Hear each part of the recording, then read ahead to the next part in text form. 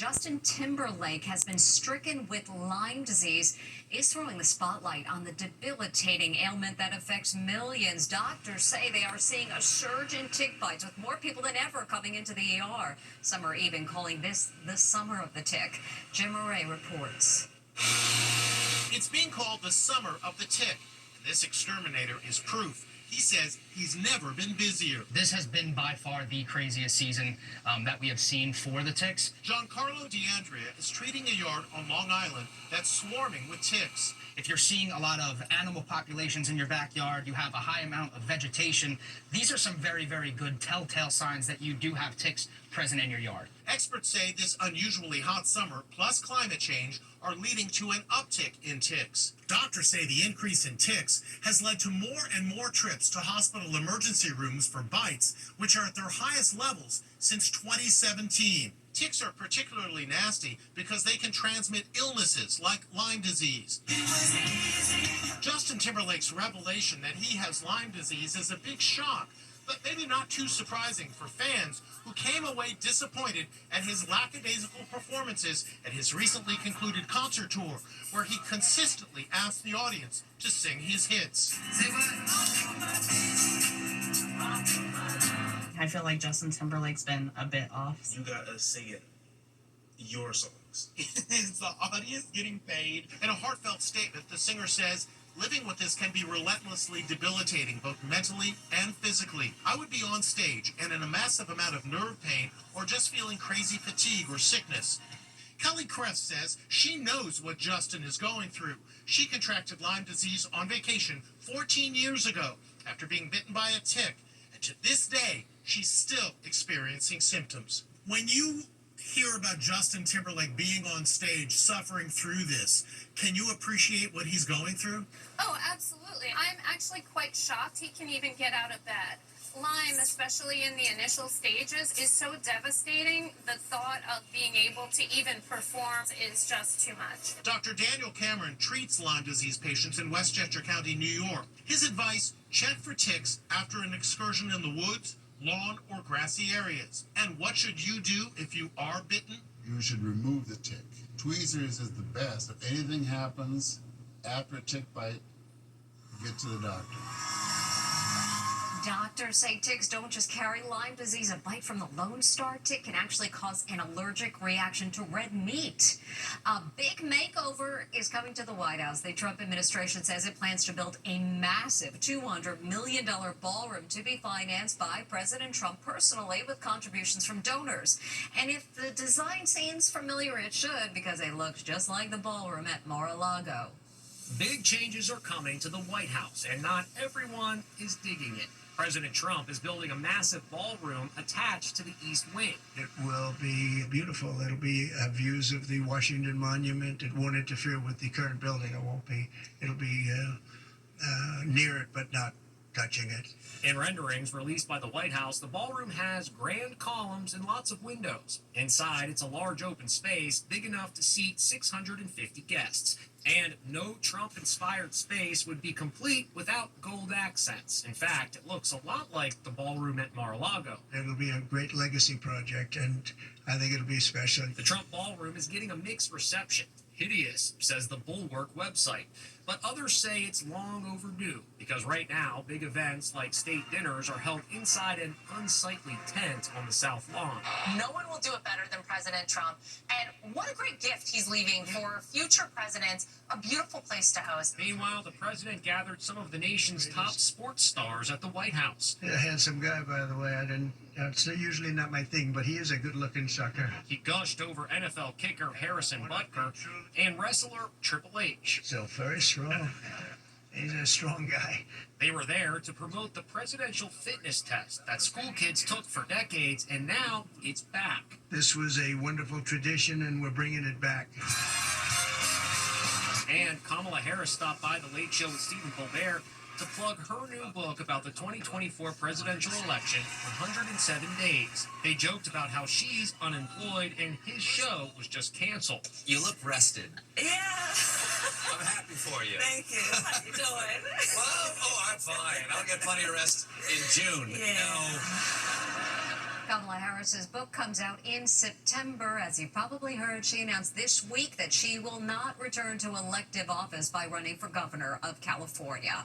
For the second time in 2 weeks, the nation's largest transportation system was paralyzed by floods following torrential downpours, and this time, weary passengers walked in plastic bags and climbed over gates to avoid getting soaked.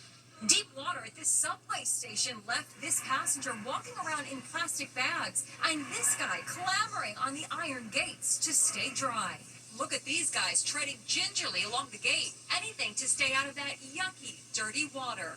This kid's got the hang of it. Passengers on this train find themselves trapped as water gushes into the train. This woman is so determined to get home. She thinks the subways are still running, and she's right. They are.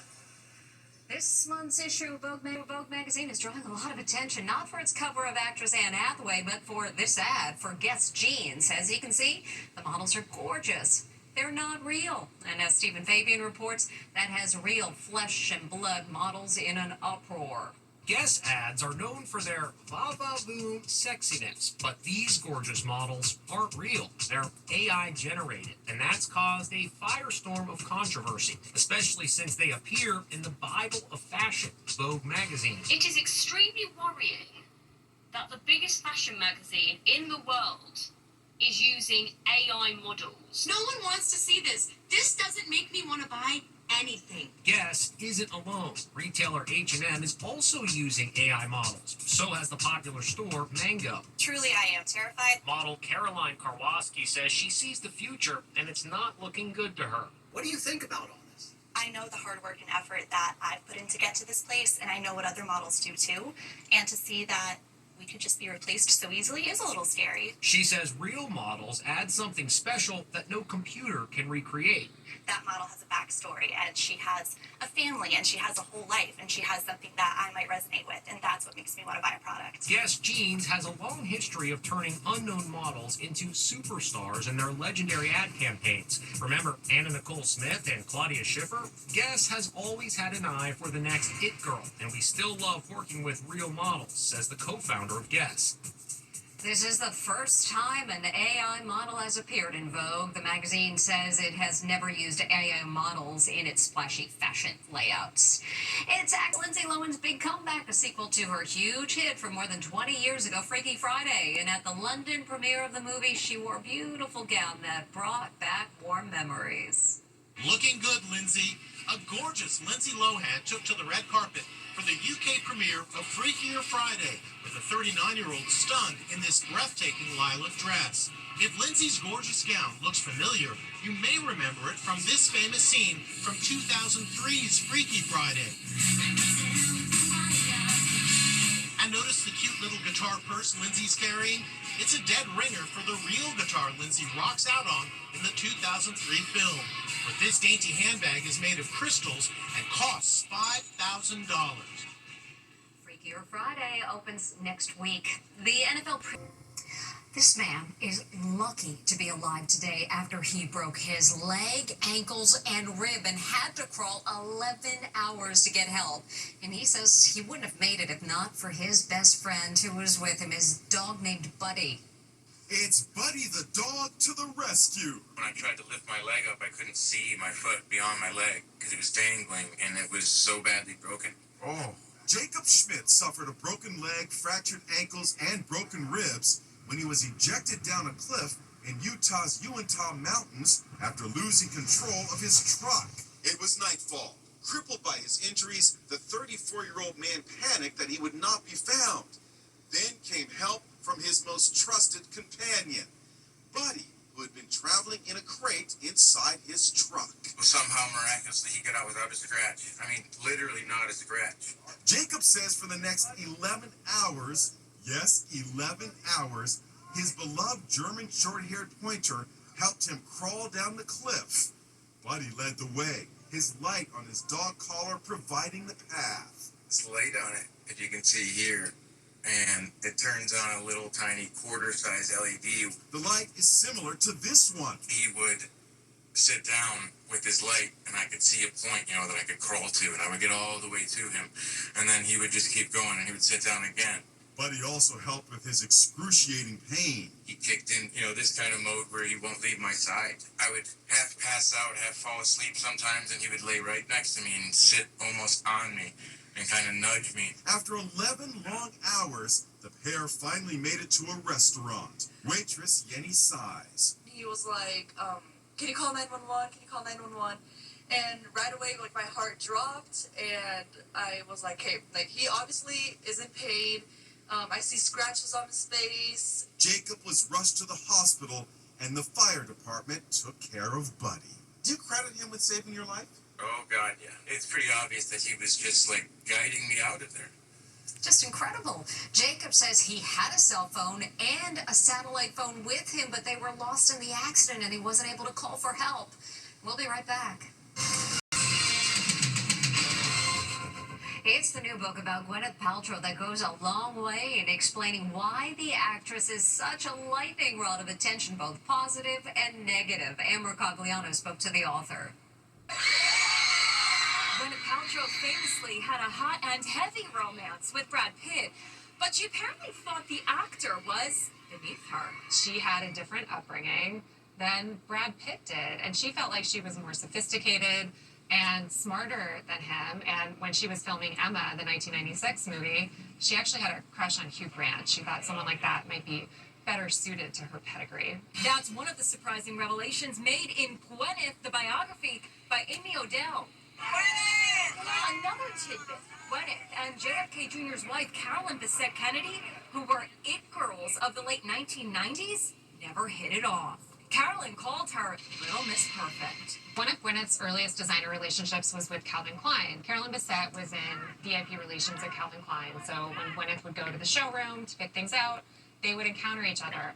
And sources close to Carolyn told me that she was, for some reason, irked by Gwyneth, just kind of annoyed by her. What do you think was behind all of it? Gwyneth has always been polarizing. She's a really polarizing figure. Carolyn Bessette Kennedy just didn't really like her. What was the most shocking thing that you uncovered about Gwyneth Paltrow? The most surprising thing to me in interviewing more than 220 people is that she can be cold, she can be icy, she can be aloof.